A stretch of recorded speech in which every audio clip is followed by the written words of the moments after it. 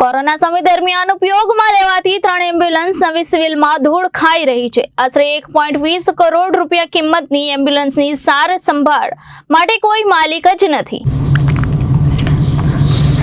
Corona મહામારી દરમિયાન સરકારી હોસ્પિટલોમાં અનેક સાધનોની વ્યવસ્થા કરવામાં આવી હતી, પરંતુ જેમ જેમ કોરોના સમાપ્ત થયો, સંસાધનોનો ઉપયોગ સમાપ્ત થઈ ગયો અને બંધ પડેલા અને તે બગડી રહ્યા છે।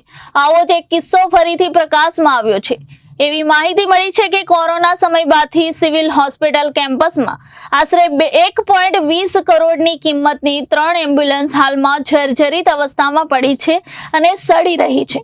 કોરોના દરમિયાન તેનો ઉપયોગ મૃતદેહ લઈ જવા તરીકે કરવામાં આવતો હતો, ત્યારબાદ આ એમ્બ્યુલન્સને સાઈડમાં મૂકી દેવામાં આવી હતી।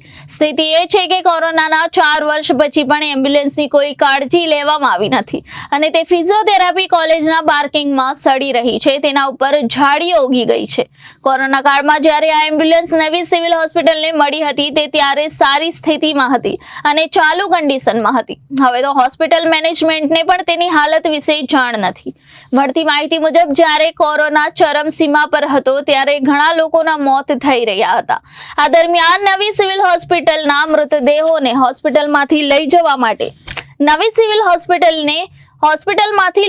માટે એમ્બ્યુલન્સની જરૂર પડી હતી। દરમિયાન હોસ્પિટલ મેનેજમેન્ટે રાજ્યના આરોગ્ય વિભાગ પાસે એમ્બ્યુલન્સની માંગણી કરી હતી। આ વાતને ધ્યાનમાં રાખીને 108 લોકોને સેવા આપતી 3 એમ્બ્યુલન્સ નવી સિવિલ હોસ્પિટલને આપી હતી। જે 3 એમ્બ્યુલન્સ આપવામાં આવી હતી તે 108 માટે નવી એમ્બ્યુલન્સ દ્વારા બદલવામાં આવી હતી। ત્રણેય જૂની એમ્બ્યુલન્સમાં જે ખામીઓ હતી તેને સુધારીને નવી સિવિલ હોસ્પિટલને આપવામાં આવી હતી। હોસ્પિટલે તેનો ઉપયોગ સબવાહિની તરીકે કર્યો હતો।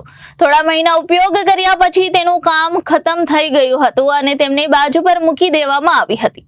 મળતી માહિતી મુજબ 108 એમ્બ્યુલન્સની કિંમત આશરે ₹40 લાખથી વધુ છે, એટલે કે ત્રણેયની કિંમત 1.20 કરોડ રૂપિયા છે, જે હાલમાં સડી રહી છે। જો આનો 4 વર્ષમાં દર્દીઓની સારવારમાં ઉપયોગ કરવામાં આવ્યો હોત તો ત્યાર સુધીમાં 26,280 દર્દીઓને મદદ કરી શકાઈ હોત।